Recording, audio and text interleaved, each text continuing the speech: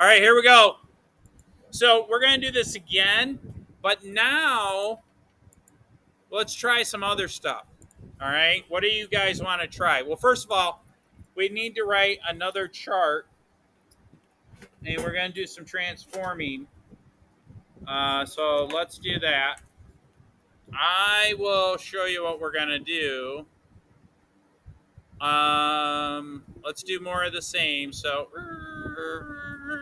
perfectly drawn line. You don't know how hard it is to draw on these tablets. You don't have to write a new graph down. You can use the one that you have. It might go better if you write a new graph down, but you don't have to. All right. So now, what do you think happens if I come up with a new function? We did h, g. Let's do j. You want to do j? Let's do j of x is equal to f of x plus 2. Okay?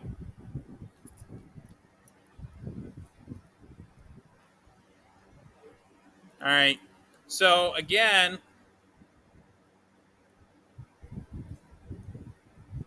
when x equals -1, remember to get to this point, I go -1 in the x direction, and then I go down 1, 2.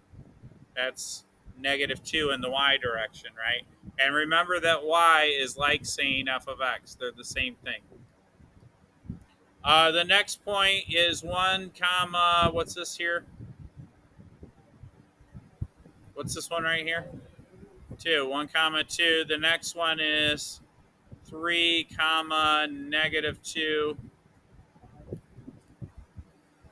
3 comma -2. And then 5 comma 2 again, right? So now for this one, whatever this value is, I'm going to add 2 to it, right? Because we're saying, so in other words, if I say j of -1, I'm going to evaluate the f of x, which is -2, right? Because it's -2 when x equals -1 plus 2. What's that equal? 0. What's 2 plus 2? 4. What's -2 plus 2? 0. What's 2 plus 2? 4. So now I've got these new points. For j of x, I've got -1 comma 0. So I'm taking this x value and this y value, and then 1 comma 4, and then 3 comma 0, and then 5 comma 4, right? Let's plot them. -1, 0 goes here, right? 1 comma 4 goes here. 3 comma 0 goes here. 5 comma 4 goes here. If I connect those,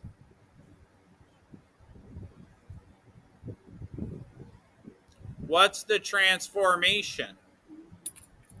What did that plus do? What did that plus 2 do?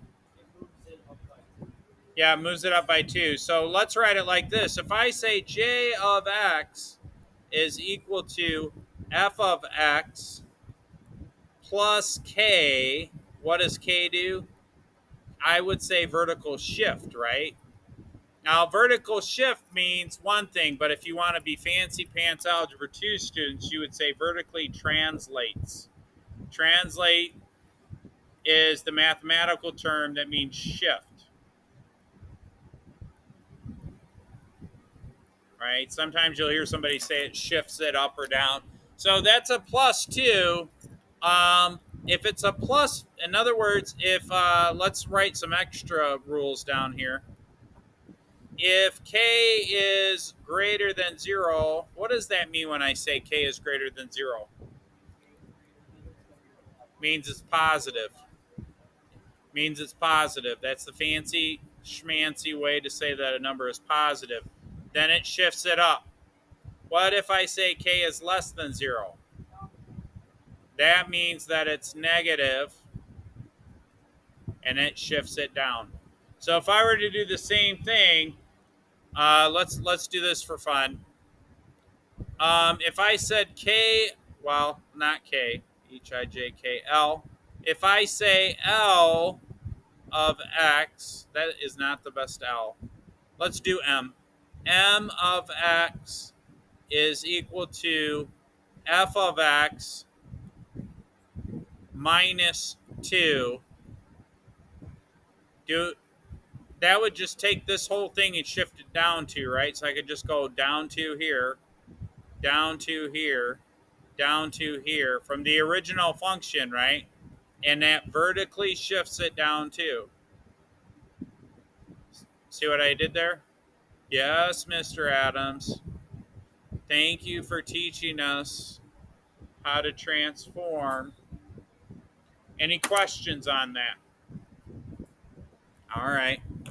That's example 1B, I think.